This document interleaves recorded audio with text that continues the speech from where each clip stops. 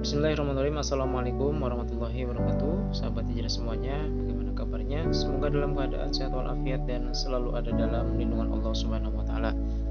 Nah, sahabat hijrah semuanya, pada kesempatan kali ini saya Kang Deha kembali akan membawakan sebuah kisah lanjutan dari salah seorang sahabat Nabi yang dijuluki Singa Allah, yakni Hamzah bin Abdul Muthalib. Nah, bagaimana kisahnya? Mari kita langsung simak saja ya. Dalam perang Badar yang terjadi pada tahun kedua Hijriah, Hamzah turut serta dan Hamzah menunjukkan keberanian dan kehebatannya. Ketika seorang prajurit Quraisy bernama Aswad bin Abdil Asad mencoba merebut sumur Badar, Hamzah maju untuk menghentikannya. Terjadi pertarungan sengit dan Hamzah berhasil mengalahkan lawannya. Kejadian ini membuat kaum kafir Quraisy marah, dan salah seorang dari mereka, Utsbah bin Rabi'ah, berteriak, "Wahai Muhammad, suruhlah pahlawan dari barisanmu untuk menghadapi kami." Nabi Muhammad kemudian meminta tiga sahabatnya, yaitu Hamzah bin Abdul Muthalib, Ali bin Abi Thalib, dan Ubaidillah bin Harits, maju menghadapi tantangan dari Quraisy. Dalam pertarungan 1 lawan 1, mereka semua berhasil mengalahkan lawan-lawan mereka. Setelah duel 1 lawan 1, kemudian pecahlah pertempuran besar. Hamzah dengan berani berhadapan, menyerang dan memporak-porandakan pasukan musuh di sekitarnya. Barisan musuh menjadi kacau balau, dan tanda-tanda kekalahan Quraisy semakin jelas. Keberanian Hamzah menyebabkan kekacauan di antara barisan musuh. Kabar kekalahan Quraisy sampai ke Mekah dan seluruh kota meratap. Hindun bin Utsbah, istri Abu Sufyan, adalah yang paling sedih karena ayahnya dan 2 saudaranya tewas dalam pertempuran. Ia memendam dendam yang dalam akibat peristiwa ini. Setahun berikutnya, perang kembali terjadi antara kaum muslimin Madinah dengan kaum kafir Quraisy. Kaum kafir Quraisy Mekah ingin membalaskan kekalahan dalam perang Badar tahun sebelumnya.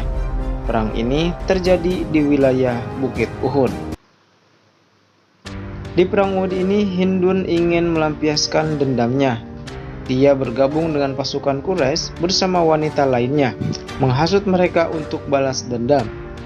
Sebelum pertempuran, Zubair bin Mut'im, seorang pemimpin Quraisy, memanggil budaknya Wahsy dan menawarkan kebebasan serta hadiah besar jika dia bisa membunuh Hamzah bin Abdul Muthalib sebagai pembalasan atas kematian Tu'aimah bin Adi, paman Zubair.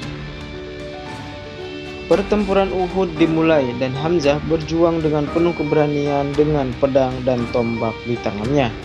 Pada awalnya, pasukan muslimin mendapatkan keunggulan dan kaum kafir Quraisy mundur dengan kebingungan. Namun, akibat pelanggaran atas perintah Nabi yang dilakukan oleh pasukan pemanah yang ditempatkan di atas bukit, pertahanan pasukan muslimin menjadi terbuka dan tertekan. Pada saat itu, Wahsy menggunakan kesempatan yang sudah dia nanti-nanti.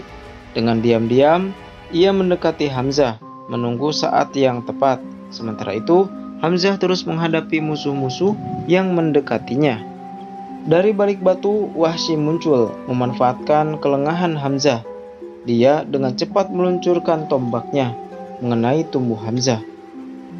Sang pahlawan bergetar sejenak sebelum gugur sebagai syuhada.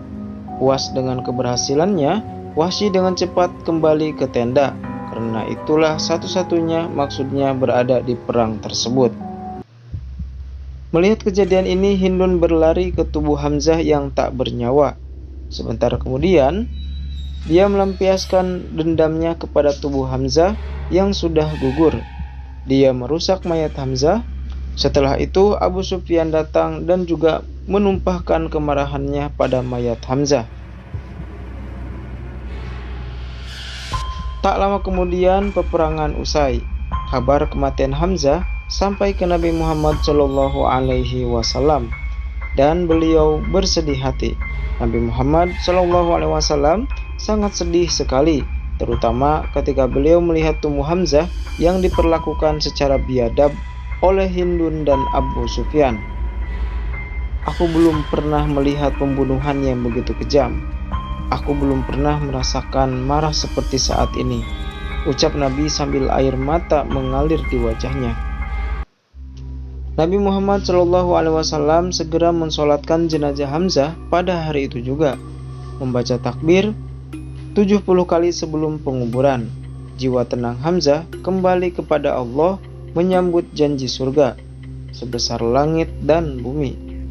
Hamzah adalah syuhada pertama dari keluarga Nabi SAW. Kesedihan Nabi Muhammad SAW sangatlah dalam atas gugurnya Hamzah bin Abdul Muthalib radhiyallahu anhu. Akibat kejadian itu, turunlah firman Allah Subhanahu wa taala dalam surah An-Nahl ayat 126 yang artinya, "Dan jika kamu membalas, maka balaslah dengan balasan yang sama dengan siksaan yang ditimpakan kepadamu. Tetapi jika kamu bersabar, sungguhnya itulah yang lebih baik bagi orang-orang yang sabar."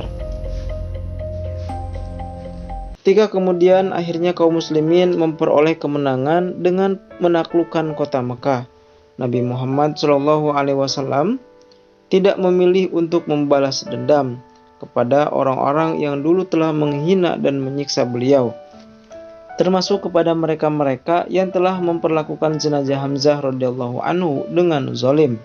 Nabi Muhammad SAW bersabar dan memaafkan mereka. Allah Subhanahu wa taala berfirman dalam surah Al-Ahzab ayat 21 yang artinya, "Sesungguhnya telah ada pada diri Rasulullah itu suri tauladan yang baik bagimu, yaitu bagi orang-orang yang mengharap rahmat Allah dan kedatangan hari kiamat, dan dia banyak menyebut Allah."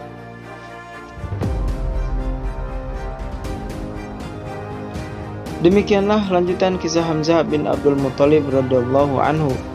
Semoga kisah ini dapat semakin meningkatkan keimanan dan ketakwaan kita pada Allah Subhanahu wa taala dan menjadikan kita semangat dalam menjalankan syariat agama kita, agama Islam, sebagaimana yang telah dicontohkan oleh Rasulullah dan para sahabatnya, generasi terbaik umat ini. Dan semoga Allah Subhanahu wa taala mengizinkan dan meridhoi kita berada dalam barisan umat Nabi Muhammad sallallahu alaihi wasallam hingga di akhirat kelak. Amin ya Allah ya rabbal alamin. Wallahu a'lam bishawab. Assalamualaikum warahmatullahi wabarakatuh.